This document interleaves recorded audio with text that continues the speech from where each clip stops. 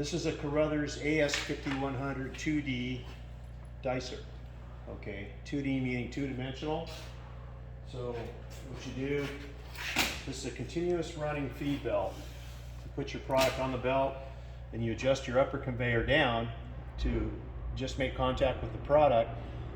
Both those conveyors move to feed your product at a predictable rate in inches per minute, centimeters per minute, whatever the case may be, through a set of spiral knives, crosscut knives. These knives turn relatively slow. As a result, you get minimal product damage as opposed to a high-speed knife, okay? So again, you're feeding the product at a predictable rate.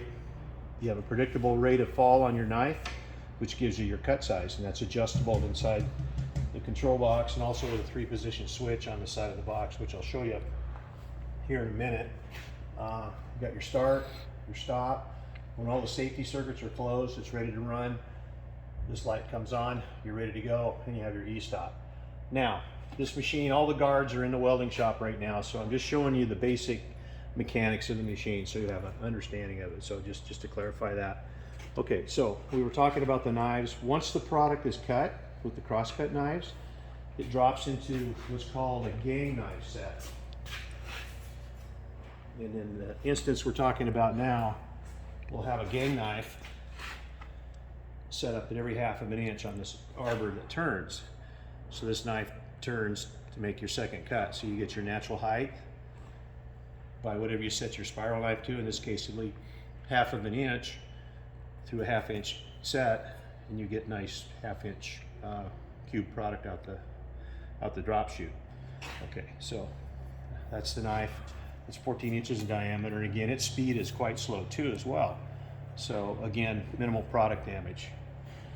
In the case of rhubarb, what we're talking about here, you get less bruising at the cut site, which equates to longer shelf life and a better product at the end of the day. And that's been proven with the salad companies that have used these machines as opposed to the high-speed dicers, slicers, the high-speed blades. The shelf life of the product is better for your bag salads in the store, excuse me. Come on around here. The knives, spiral knives, crosscut knives, turn on a hub, okay, just like that, okay, against an anvil on the other side, just like a pair of scissors, so it slices the product off. You have a gang knife drive. This is 5 horsepower. It's designed for cutting fajita meat, as an example, at 1/4 inch. You've got more horsepower you'll ever need for this, for a rhubarb application. What drives the spiral knife is this cog belt. This is brand new. These tend to last a long time. The belt drive is a 1/3 horsepower. This is 2 horsepower on the spiral blade. This is a 1/3 horsepower on the belt drive. This is your belt drive mechanism, your sprocket setup, chains. That's what drives your upper and lower belt. Again, that upper and lower belt, or the upper belt, floats down to your product. You adjust it down here on this handle, just to where it touches the product and applies, a predictable feed rate to your product without damaging it. You don't want it smashing the product. You just want it touching your product where it feeds it correctly. Okay. It's got relatively new spiral motor. This is a new belt drive motor, brand new stainless steel upgrade, 5 horsepower gang knife motor. It is 243s, 208, 243 phase. Control system's been all gone through, upgraded. Again, all the guards are off of it in welding right now, but this machine has sensors on it that when you open a guard, the machine stops and the light on the control panel goes out to let you know you have an open guard. It's on casters on an all welded frame. It's got grease zerks for all your grease points, central grease fitting set location rather. Everything runs on bearings. I mean, this is a workhorse of a machine designed for years and years and years of service in meat plants is where it was originally designed for.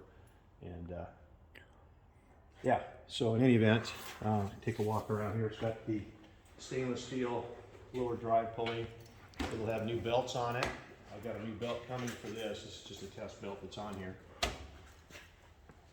New rollers, bearings, and waiting for the guards.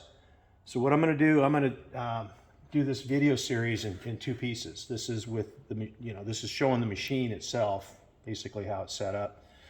Real quickly, let me do something here real quick. Keep the film running.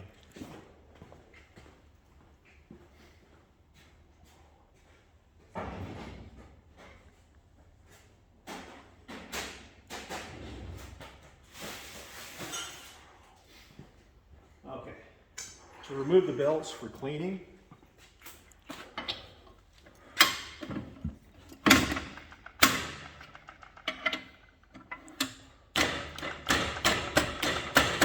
supposed to go in. Where we go? There we go. Half-inch Allen wrench. The belts come off, then you can get in and clean everything. Lower belt, same drill. Release it, and the lower belt comes off for cleaning.